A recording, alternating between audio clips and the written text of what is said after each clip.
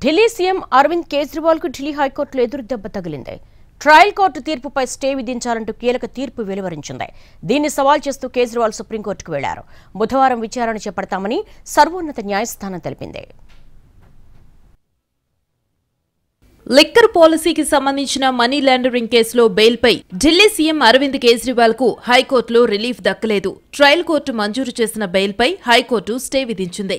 ED సమర్పించిన వివరాలను పరిగణలోనికి తీసుకోవడంలో ట్రయల్ కోర్టు విఫలమైందని, బెయిల్ పిటిషన్పై నిర్ణయం తీసుకునేటప్పుడు పూర్తిస్థాయిలో ఆలోచన చేయలేదని పేర్కొంది. బెయిల్పై విచారణ సమయంలో ఈడీకి తగిన అవకాశం ఇవ్వాల్సిందని చెప్పింది. అందుకే బెయిల్పై స్టే విధిస్తున్నట్టు తీర్పునిచ్చింది.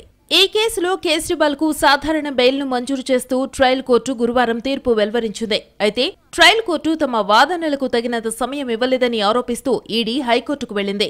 దీంతో ట్రయల్ కోర్టు ఉత్తర్వులపై హైకోర్టు మధ్యంతర స్టే విధించింది. దీన్ని సవాల్ చేస్తూ కేజ్రీవాల్ సుప్రీంకోర్టుకు వెళ్లారు. అయితే హైకోర్టు నిర్ణయం వెలువడ్డాకే తమ తీర్పు ఉంటుందని, అప్పటి వరకు వేచి ఉండాలని సర్వోన్నత న్యాయస్థానం సూచించింది. జూన్ 26న దీనిపై విచారణ చేపడతామని సుప్రీం తెలిపింది. మార్చి 21న కేజ్రీవాల్ ను ఎన్ఫోర్స్మెంట్ డైరెక్టరేట్ అరెస్టు చేస్తే ఎన్నికల దృష్ట్యా సుప్రీంకోర్టు జూన్ 1 వరకు ఆయనకు మధ్యంతర బెయిల్ను మంజూరు చేసింది.